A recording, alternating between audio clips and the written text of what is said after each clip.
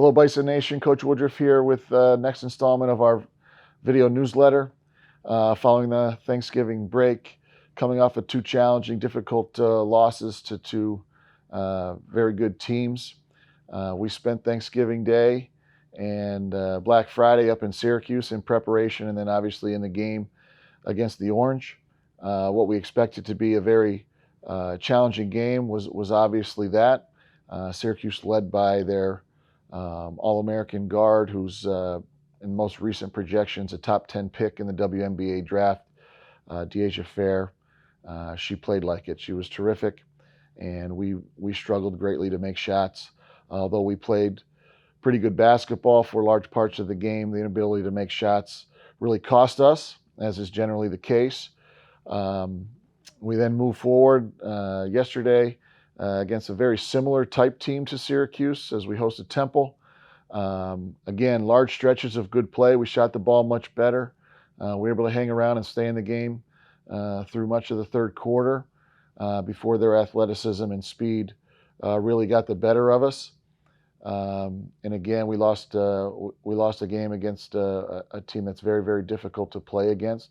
In both cases, we've seen growth. We continue to see growth in our young team.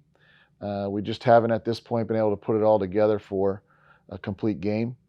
So that will continue to be our goal moving forward.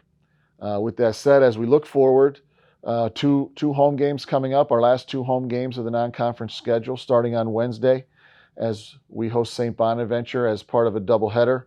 We'll tip off at 4:30 against St. Bonnie's, and the men will follow us in their game against St. Francis. So hopefully we can get the night started off well with a win.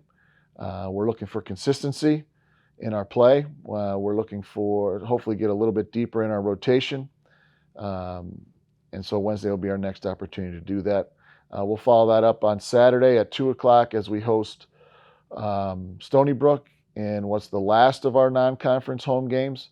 Again, very high-powered, very athletic, fast, guard-oriented team that will challenge our ability to defend the basketball and get on the glass and rebound.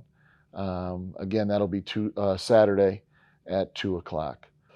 Before I go, I'd like to publicly acknowledge and thank Joe and Mari Collins for their hospitality on Thanksgiving. On our way to Syracuse, they were gracious enough to welcome us into their beautiful home, where we shared an excellent meal, and we appreciate greatly their support. It was a tremendous day, really a day of building relationships in and amongst our team, and I can't thank them enough for that. For everyone else, again, as always, I want to thank you for your support. These days are challenging. I know that. It's certainly challenging for players and coaches, and I know as fans, you put a lot of energy into supporting us, and hopefully better days are ahead as we continue to work towards the best version of ourselves. So thank you, as always. And lastly, go Bison.